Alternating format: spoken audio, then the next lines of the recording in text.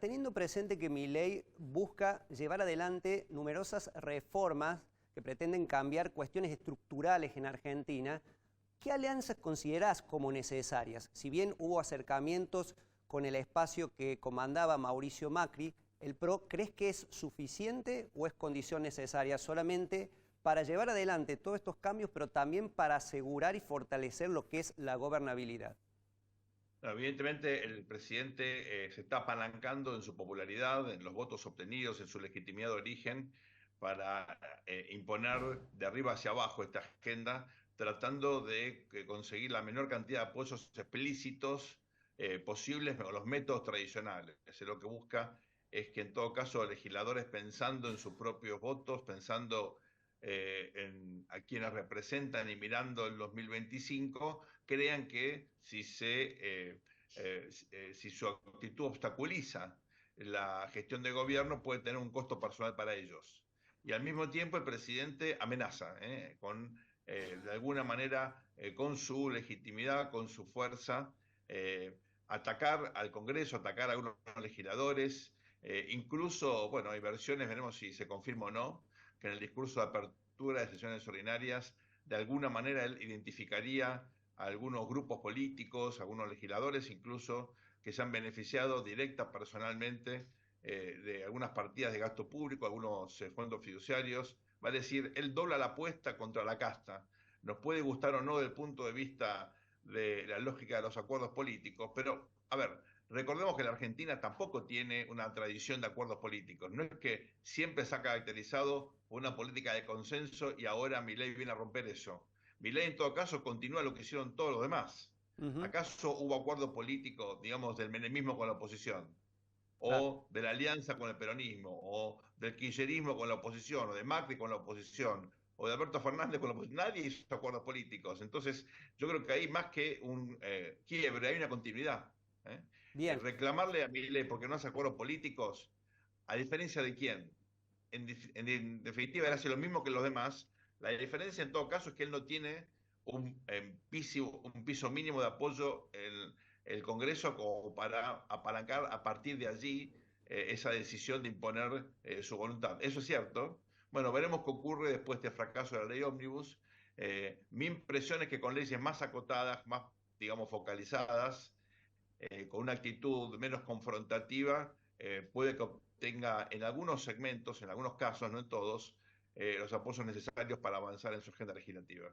Bien, este tema justamente el legislativo es algo que te quería consultar y ato un poco lo que vos decías, la historia política argentina entre lo que es el ejecutivo y el legislativo, pero también recordando como también manifestabas que el presidente luego que cayera la ley Ómnibus difundió una lista de leales y traidores a los cambios que él proponía de acuerdo a cómo resultó la votación y que como recordabas en las próximas semanas el presidente va a hacer la apertura de sesiones ordinarias en el Congreso, al cual tildó de nido de ratas.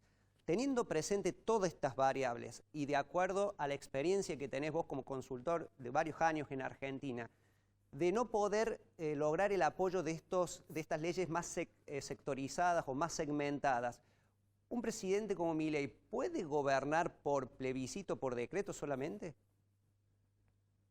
Obviamente hay muchas áreas en las cuales el presidente no puede gobernar por decreto, en materia tributaria, en materia penal, en materia político-electoral, pero hay muchas cosas que sí se pueden hacer por DNU. ¿eh? Eh, y hay otras cuestiones que son más bien parte de yo creo, una narrativa política que el presidente busca imponer. Por ejemplo, lo que ustedes comentaban antes del cierre del INADI, ¿no? Ujú. Eh, es justamente una política de diferenciación respecto de lo que veníamos viendo hasta ahora, una dinámica de crecimiento sistemático del aparato estatal que terminó. Cuando uno mira la nación, provincia y municipios, la verdad, un aparato estatal que es el doble de grande, pero muchísimo más ineficiente que teníamos hace 20, 21 años. Paradójicamente o no, cuanto más grande, cuanto más facultades acumula el Estado, más ineficiente eh, se volvió, incluso más corrupto. Entonces, me parece que aquí hay una actitud del presidente de desafiar al establishment político, al orden establecido. Y creo que Eso, por supuesto, tiene gente que efectivamente está a favor y otra que está en contra, pero que define un estilo de liderazgo. El Bien, estilo del hablando, presidente Sergio, es de el... lo que es el desafío al establishment, hay que decir que, bueno, las últimas señales del gobierno nacional, por ejemplo, en el caso de los gobernadores opositores, ha habido un recorte de las transacciones discrecionales a las provincias. También hay alerta en los gremios por lo que es la desregularización, perdón, de lo que es las obras sociales y las empresas de medicinas prepaga, y también la desvinculación de lo que es los planes sociales, de lo que es el salario mínimo en el caso de los movimientos. De crecer la tensión con estos grupos de poder, Sergio, ¿vos advertís que pueda haber un conflicto ya social en Argentina? Siempre hay un principio, bueno, de la física que hay que tener en cuenta para pensar políticamente, que es el principio de acción y reacción, ¿verdad?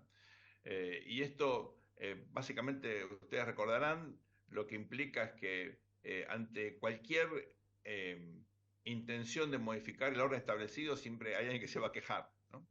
Y la gran pregunta es si esos sectores que pueden quejarse, que son muchos, porque el presidente no es que va de a uno, va Así es. contra todos al mismo tiempo, Sí, y pueden tocando las conformar una cajas. coalición.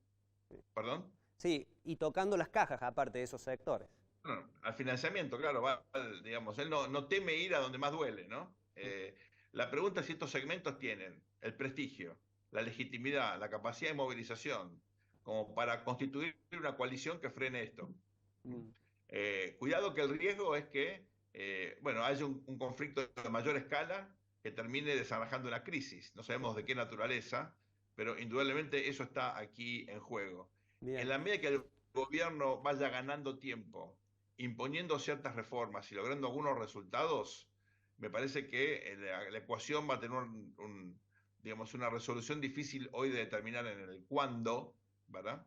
Sí, Pero así es. recordemos que la inflación es hoy la principal preocupación de la ciudadanía. 92-93% de los argentinos están obviamente obsesionados con este tema. La inflación es responsabilidad del antiguo régimen, ¿verdad? Uno diría, bueno, pero la devaluación aceleró la inflación. Lo que hizo fue sincerar precios. Todos sabíamos que el dólar oficial era una ficción. Todos sabíamos que las tarifas, sobre todo del área metropolitana de Buenos Aires, estaban regaladas. Se pagaba un fragmento mínimo de lo que costaba el transporte, la energía, el agua, etcétera. Con lo cual, digamos, en este sinceramiento de precios relativos, la gran pregunta es la siguiente. Si Milei es capaz de bajar inflación, una tensión donde por un lado esté un gobierno que demuestre capacidad de lograr resultados y por el otro una coalición que financiando el gasto público con emisión generó un desastre distributivo para el conjunto de los argentinos, sobre todo los más vulnerables, a los cuales curiosamente decían representar y defender. Bueno, ojo, el resultado de esta tensión no es evidente. ¿Mm? Bien. Y con los gobernadores también aquí hay un elemento que me parece importante A ver. resaltar, que es el siguiente. El presidente Milei exige un sacrificio proporcional a todos los gobernantes. Entonces, cuando los gobernadores se paran de manos y, bueno, se quejan por recortes o por el fondo de incentivo docente que se termine, etcétera, bueno, el presidente lo que dice es, si yo hago un sacrificio bajo 5% el déficit en un mes, es algo que se puede hacer en todas las provincias. Si los gobernadores se miran en el espejo y se preguntan, ¿hay algo que yo puedo hacer para hacer más eficiente el gasto? Bueno, yo estoy convencido que todos podrían responder que sí, ¿verdad? Bien. Todos podemos ser un poquito más eficientes, todos podemos recortar algo en pos de, efectivamente, un objetivo superior que es bajar la inflación. Yo creo que esa, digamos, forma de mirar la política, que es muy novedosa en la Argentina, es lo que está explicando hoy esta dinámica, que para muchos es obviamente vertiginosa, genera conflictos innecesarios. El presidente se está instalando en el centro de la escena política, discutimos lo que él quiere, con muy poco apoyo en el Congreso logró modificar la agenda de política pública de la Argentina. Bueno, eso tiene un mérito y me parece que es resultado Sí. de esta lógica de comunicación que estoy analizando aquí con ustedes. Es cierto, y como bien decís, Sergio, también van a depender a futuro de las señales positivas que pueda haber hacia el bolsillo. Lo mencionabas vos, la inflación, lo que puede ser la desaceleración, reducción, como también la recuperación del poder adquisitivo de las familias argentinas.